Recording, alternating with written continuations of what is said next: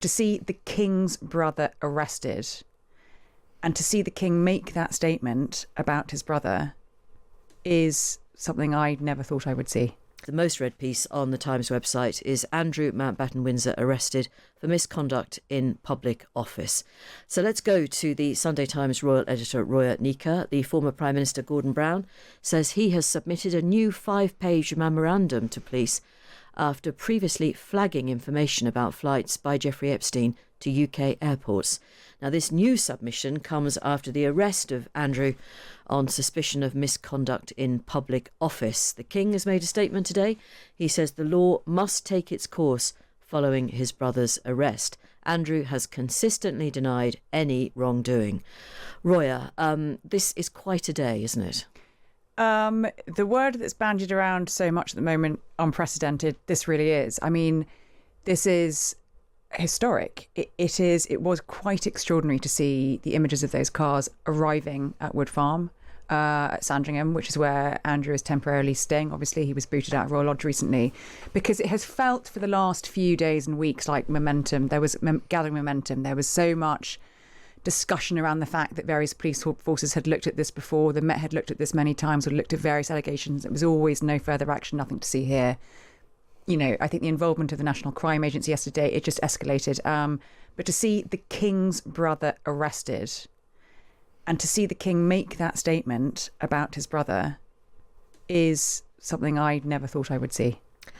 In a way, what else could the king say other than we must let the law take its course? Well, he could say nothing. I think that what the palace have said in the last few weeks is he's gone so far as he can. He's pulled all the levers. We had that statement while we were in Saudi Arabia last week, both from the king and from the Prince of Wales. I think now they will sit tight and watch and see what happens. Obviously, Andrew hasn't been charged. And, in the King's statement today, he's very mindful of saying there's a process now. I can't really say any more. But really difficult for the wider family. I mean, he ends that statement saying, I'll continue to serve you. And he is out and about today, opening London Fashion Week, which must be extremely uncomfortable for him. Yeah. I can't imagine, but yes, of course it is. Yeah. And the show's staying on the road, is it? It is always that thing, isn't it? Never complain, never explain, and business as usual. I mean, the king will feel, if I was to cancel that, I'm letting down the British fashion industry, all the designers that want to meet me, and I'm supposed to sort of be raising attention for there. But it's a very strange thing to see the king at London Fashion Week and his brother arrested. As you say, this is unprecedented. Would they have been given any form of special treatment, do we know? In other words, would there have been a phone call to former Prince Andrew's people at, 7:30 this morning to say, look, the police are on their way?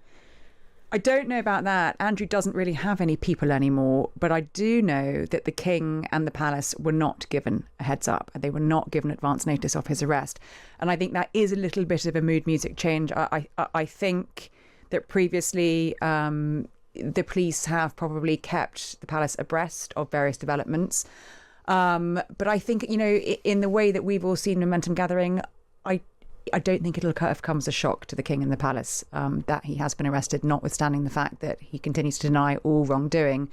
But it is just quite an extraordinary thing to be talking about. Do we know how Andrew will have reacted? I mean, we know he's still in custody. I have no idea what that might be like, but it won't be what he's used to. He has been, for the last decades of his life, particularly since this story started to gather momentum back in 2010, protected. He's been protected by lawyers. He's been protected by settlement. So nothing really came out for a very long time. He has been able to hide behind palace walls. Even though the king and the royal family try to distance him, he has had that protection. This arrest shows, as the DPP said, and as Keir Starmer said this morning, nobody is above the law, not even the royals, and he no longer has that protection. It is also his birthday. I mean, it's insignificant, but it's worth noting. It's just an extraordinary fact in a extraordinary set of circumstances. I'm sure that's not the way he thought he'd be celebrating his birthday. Properties are being searched, we're told. Which properties? We don't. I mean, the police haven't made an actual formal statement on that. I don't think they have. I think it would be fair to assume that Wood Farm is probably being searched. We saw 8 cars arriving there this morning. Possibly Royal Lodge. I mean, a lot of stuff was moved from Royal Lodge when he went up to Norfolk, but there'll be a lot of documentation still there. We don't know whether The private offices at Buckingham Palace are being searched. I mean, Andrew hasn't technically had an office there since 2019, but there will be so many more questions now for the wider royal household in terms of who knew what when. Well, yes, I mean, he had people working very closely for him, with him, the police protection officers, yes, but other administrative staff, private secretaries and so on. He did. He had private secretaries. He had a whole host of staff in his private office until that disastrous Newsnight interview where the Queen basically said, step back, and he was booted out of Buckingham Palace and his private office was disbanded.